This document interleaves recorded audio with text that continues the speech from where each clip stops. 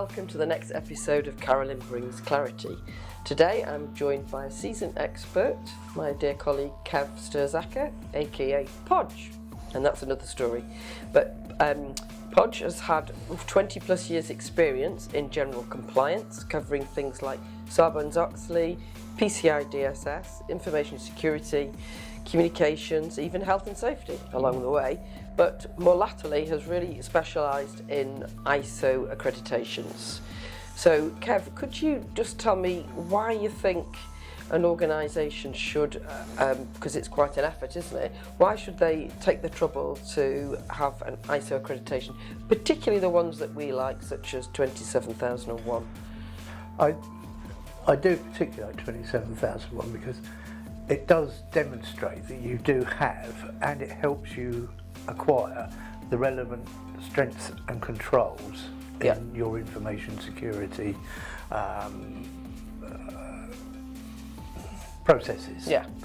I also find that if you could go along the lines of 27001 and achieve certification, and you must achieve certification for the right reasons, not because your customers want you to have it, but because you want to have it, and because you want to develop your processes further. But once you've done that, you will find it easier to move towards ISO 9001, which is quality management, and even 22301, which is business continuity management. And they all three fit together really neatly, especially the 22301, because it does underpin 27001. But it does demonstrate clear controls that you've got. So it's a badge that an organisation can work hard to achieve. It's not just something you can buy. You can actually achieve it, and it's something that you can give to prospective customers or existing customers to say, we take looking after your information seriously. No, absolutely, and I'll be honest, I tend to shy away from the word badge, but it does show that you are taking it seriously. And a number of my clients in the past have come back and said, actually, going through the 27001 piece of work has helped them to develop their own processes and procedures, and it's taught them a lot about their own business, in fact, and it's streamlined their processes, and to some extent it's actually saved them money. Good. Well, that's a real big advantage. Well, isn't exactly. it? I mean, it does come down to money at the end of the day. Can do. Yeah. So, one of the points I wanted to bring up today, for the benefit of the audience, is that if you didn't know, that there is a new version of 27001 already in existence, and unless you apply for the existing one before October 23, you will need to apply for the new one.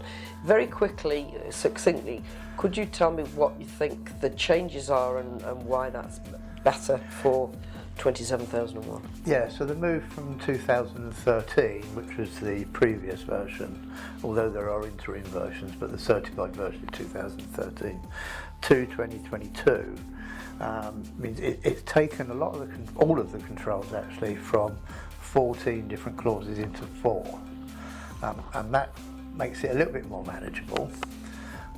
Each of the controls actually has what I call hashtags. Okay. It's got a series of hashtags to do with CIA, whether it's about integrity, data protection, etc. And one of the beauties of that is you can select one of the hashtags, and it will bring all the controls that are relevant to that hashtag. Brilliant. And that is really, really good. So we're down to now people, organisation, technology and physical, which obviously is logical. And underneath that they've got the controls that were at 114 is now down to 93, which is going to make life a little bit easier.